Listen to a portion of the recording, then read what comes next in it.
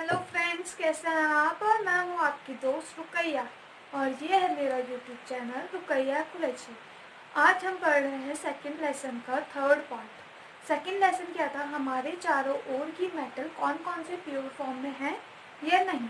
ठीक है, तो अभी तक का हमने पढ़ लिया था निलंबन, विलयन। विलयन दो तरह से मिलकर बना होता है, विलय और विलायक।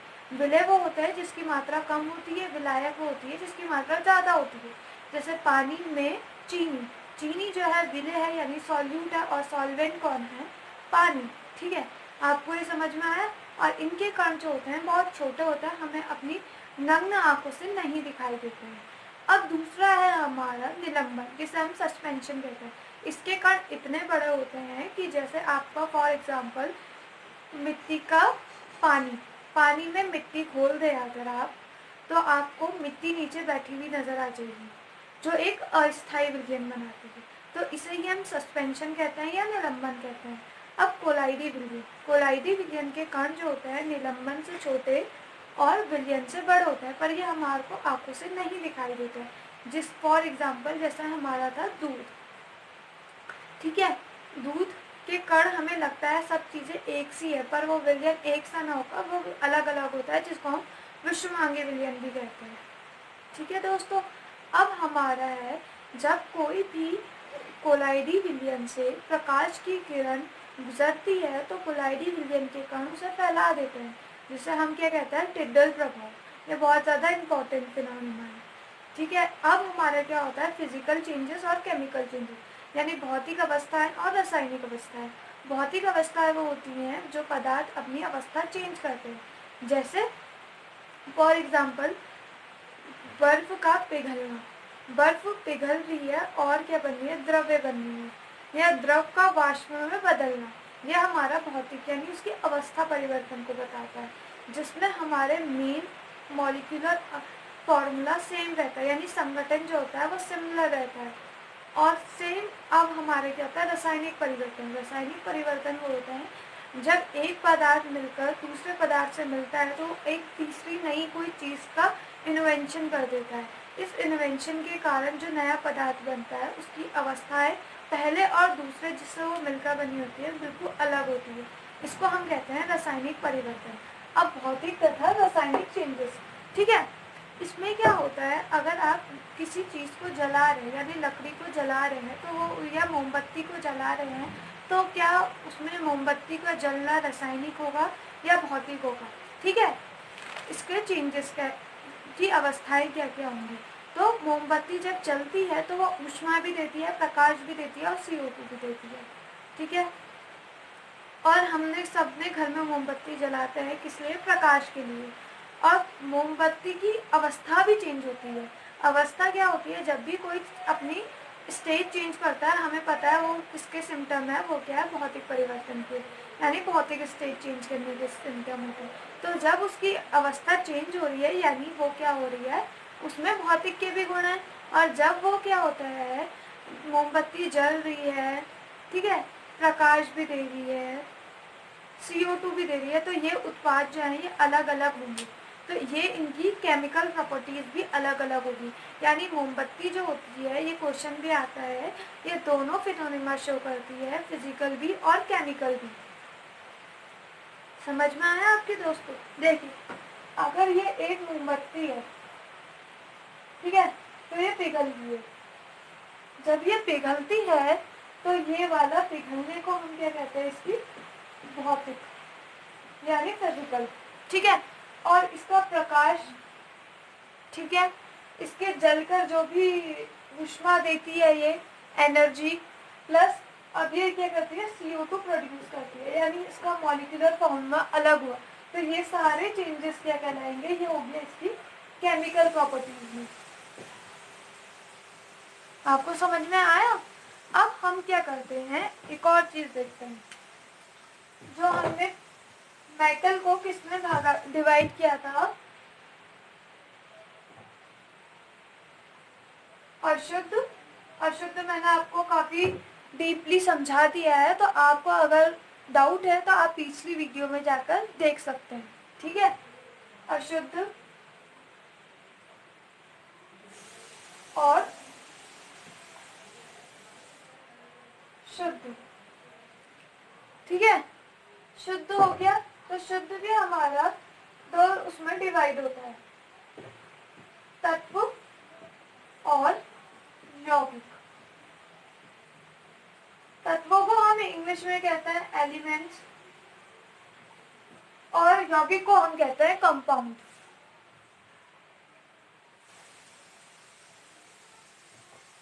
ये प्योर फॉर्म जो है दो उसमें डिवाइड किया मैंने, तत्व और यौगिक। अब हमारे तत्व भी क्या होता है, तत्व भी मैंने इसको तीन भागों में क्या कर दिया, डिवाइड कर दिया। अभी मैं इन सबको पूरा समझाऊंगी, ये आपका फ्लो चार्ट तरह से होके एक तरह से, ठीक है। एक हो गया हमारा धातु, जिसको हम मेटल भी बोलते हैं, ठीक है। फिर अधातु यानी नॉन मेटल, नॉन मतलब जो मेटल नहीं है, ठीक है। ये पूरे अपोजिट लक्षण शो करेगी धातु के। और ये क्या था, उपधातु, मेटलॉइड्स, ठीक है।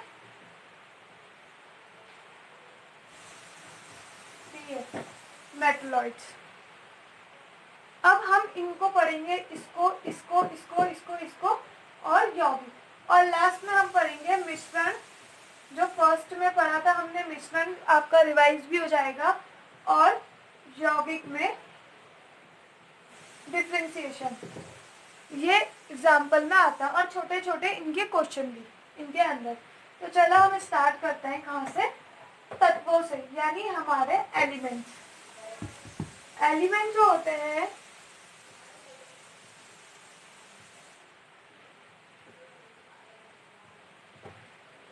ये एक तरह से बेसिक स्ट्रक्चर है, जिसके मैं नीचे में लिख रही हूँ तत्व,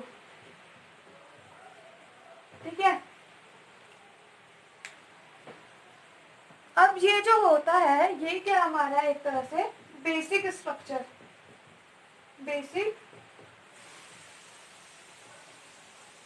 स्ट्रक्चर, जिसको हम इससे छोटे भागों में नहीं तोड़ सकते। कोई भी रासायनिक क्रिया कर ले या कुछ भी कर ले, उसको हम उससे छोटे भागों में तोड़ ही नहीं सकते। जैसे O2 हो गया मान लो, ठीक है, इसको मैं और नहीं तोड़ सकती हूँ। ये जो फॉर्म होगी ये हमारी होगी बेसिक स्ट्रक्चर। हम तत्वों को वही कहते हैं डेफिनेशन में कि वो क्या होता है, एक मूल रूप के पदार्थ होते हैं, जिनको हम कोई भी रासायनिक क्रिया द्वारा उनसे छोटे पदार्थों में नहीं तोड़ सकते हैं, ठीक है। और अब जैसा हो गया, फॉर एग्जांपल है इसका H2O, O2, hydrogen, oxygen, nitrogen, कुछ भी, ठीक है। अब इसके बाद क्या होता है, टोटल एलिमेंट कितने हैं हमारे अर्थ में, ये है हमारे टोटल एलिमेंट जो अभी तक का ज्ञात हो चुके हैं, वो है हमारे 118। अब हम जब पढ़ेंगे आगे तो हम एलिमेंट्स को भी समझेंगे और उनके नाम भी याद करेंगे। मेंडलीव की आवर्त सारणी और आधुनिक आवर्त सारणी में अंतर भी पढ़ेंगे, ठीक है। और उसमें से ज्ञात तत्व जो हुए हैं वो है 110 ज्ञात तत्व। अब ज्ञात तत्वों में से भी कितने तत्व जो है नेचुरल हैं और कितने ह्यूमन सिंथेसिस से लैब के द्वारा बनाए गए हैं, ठीक है। जिसमें से हमारे 92 जो है वो क्या है, ह्यूमन नहीं है, ये नेचर के द्वारा बनाए गए हैं, यानी ये नेचुरल है, नेचुरल एलिमेंट्स। ये हमारे चारों ओर मौजूद है। कैसे, आप सोना पहनते हैं, आपको पता चलेगा कि ये भी एक मेटल है, चांदी भी मेटल है, ऑक्सीजन, नाइट्रोजन, कार्बन डाइऑक्साइड, हमारे चारों ओर जो भी चीज है वो कोई ना कोई एलिमेंट से मिलकर बनी हुई है, ठीक है। ये हो गई हमारी नेचुरल। अब बाकी की जो भी बची हैं वो क्या है, लेबोरेटरी में। 92 तो हमारी है नेचुरल और बाकी जो भी है वो सो ऑन, वो है हमारी सब ह्यूमन के द्वारा लैब में बनाई गई है, लेबोरेटरी में, ठीक है। लैब में लिख रही हूँ मैं। आपके समझ में आया तत्व क्या होते हैं और ये कितने तरह के हैं, ठीक है। ये पूरे क्या है, 118 हैं, जिसमें से 110 अभी हमें मिल गए हैं। 92 हमें क्या है, नेचुरल एलिमेंट्स हैं और जितने बाकी के बचे हैं वो सब क्या है, लेबोरेटरी में बनाया गया है ह्यूमन के द्वारा। अब हमारा फर्स्ट पढ़ लेते हैं हम, जिसे हम कहते हैं धातु या फिर मेटल।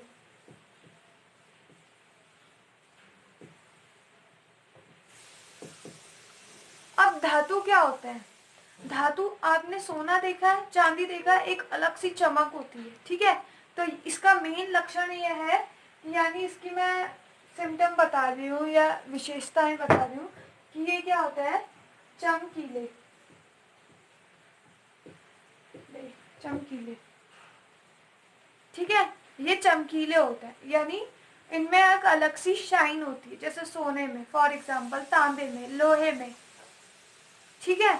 और ये क्या होता है, ताप और विद्युत के सुचालक होते हैं। मतलब क्या होता है, इनसे इलेक्ट्रिसिटी क्या होती है, एक इधर से उधर जा सकती है, ठीक है।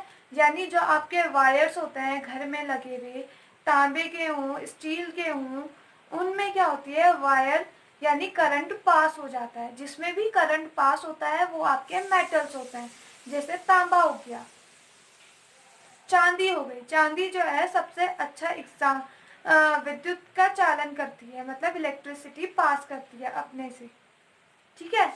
और धातु क्या होता है, तन्य होता है, यानी डेक्टाइल। मतलब अब इनमें सेकेंड पॉइंट लिख देती हूँ मैं कि ये क्या होते हैं, विद्युत का चालन करते हैं। ताप तथा विद्युत यानी अपने से इलेक्ट्रिसिटी पास होने देते हैं।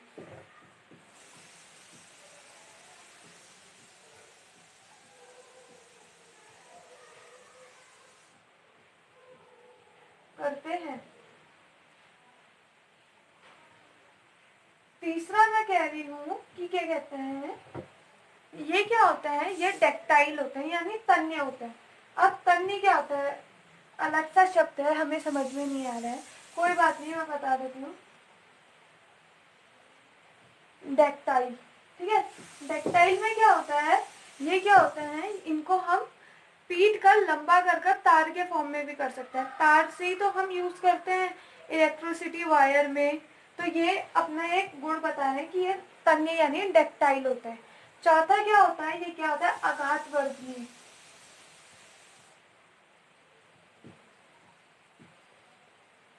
आघातवर्धीय यानी आघातवर्धनीय, मतलब ये क्या होता है, पीट कर इन्हें चादर के फॉर्म में भी बना सकते हैं। जैसे टीन की छतों की चादर देखिए, तो लंबी लंबी शीट लाइक इनका स्ट्रक्चर भी बना सकते हैं हम, ठीक है। ये सारे जो है हमारी, ये इसके धातु के वो है। और पांचवा सबसे इम्पोर्टेंट क्वालिटी है, ये क्या होता है, प्रतिध्वनि होते हैं। मतलब इनसे अलग अलग तरह की ध्वनियां क्रिएट होती हैं। प्रतिध्वनि,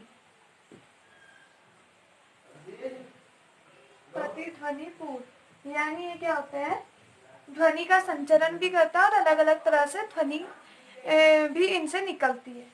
अब इनके एग्जाम्पल हैं हमारे पास, लोहा, सोना, चांदी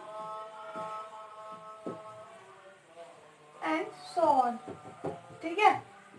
आगे क्या आप देख लीजिएगा। इतना समझ में आया?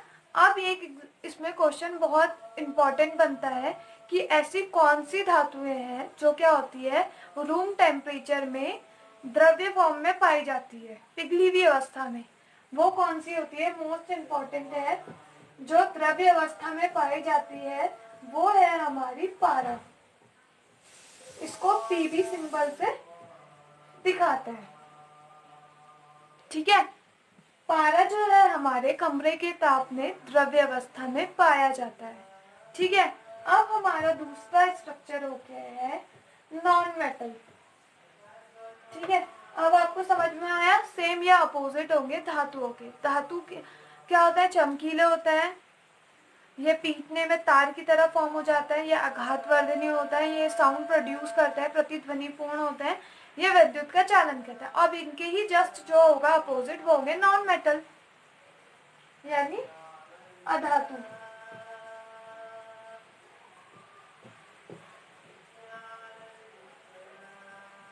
अधातु, ठीक है।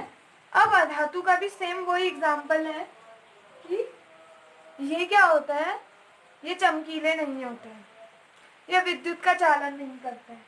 आपने प्लास्टिक देखा है, प्लास्टिक जो है एक तरह से इसका ही एग्जाम्पल है, सिंथेटिक प्लास्टिक हुआ एक तरह से, पर एग्जाम्पल यही है अधातु का, क्योंकि वो भी क्या करता है, विद्युत का चालन नहीं करता है। जहाँ पर भी कहीं तार वार होते हैं हम प्लास्टिक की कोटिंग करते हैं वायर के ऊपर, क्यों? क्योंकि वो क्या है, एक तरह से अधातु है, यानी नॉन मेटल है, विद्युत का चालन नहीं करता है। का चालन नहीं करते हैं। दूसरा क्या है, ये चमकीले नहीं होते हैं, प्रतिध्वनि उत्पन्न नहीं करते हैं।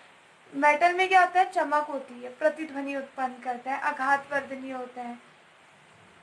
अब इसका दूसरा पॉइंट है, चमकीले नहीं होते, प्रतिध्वनि नहीं बनाते, आघातवर्धनीय नहीं होते। ठीक है, ये सारे जो भी मतलब अपोजिट है, ये सब वो है। इसके एग्जाम्पल क्या हो गए, मेटल के अपोजिट है। ठीक है, जैसे हाइड्रोजन, CO2, ब्रोमीन, ये सब चीजें।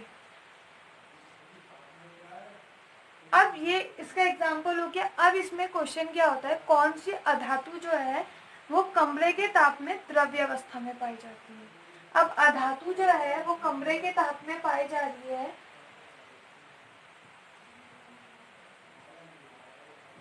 ताप में द्रव्य अवस्था में।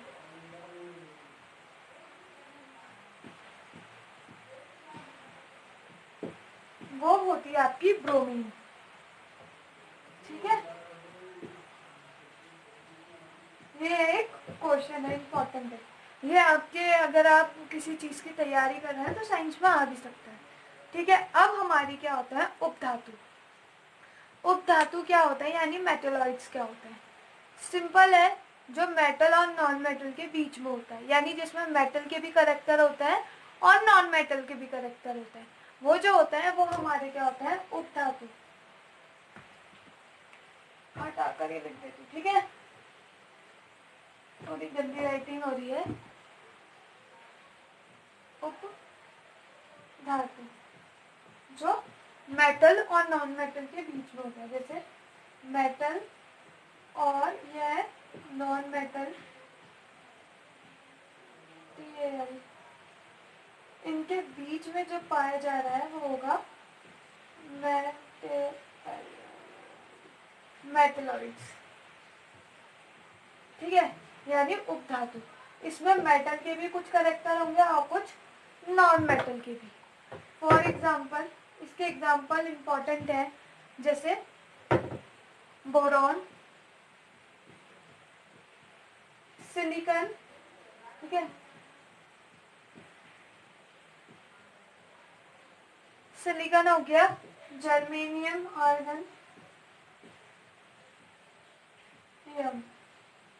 और कितने याद करिए आप, बोरॉन, सिलिकॉन और जर्मेनियम। ये किसके एग्जाम्पल हो गया, हमारे उपधातु के। उपधातु वो होता है जिसमें मेटल और नॉन मेटल दोनों के कैरेक्टर होते हैं। अब हमारी अगली हेडिंग आती है, अब हमने तत्व तो पढ़ लिए, अब हमें पढ़ना क्या है, कंपाउंड। कंपाउंड क्या होता है, आज हमारी लास्ट की हेडिंग रह चुकी है अब, और एक और लास्ट है, बस ये लेसन हमारा क्या हो जाएगा पूरा। कंपाउंड यानी हमारे ये क्या है, यौगिक।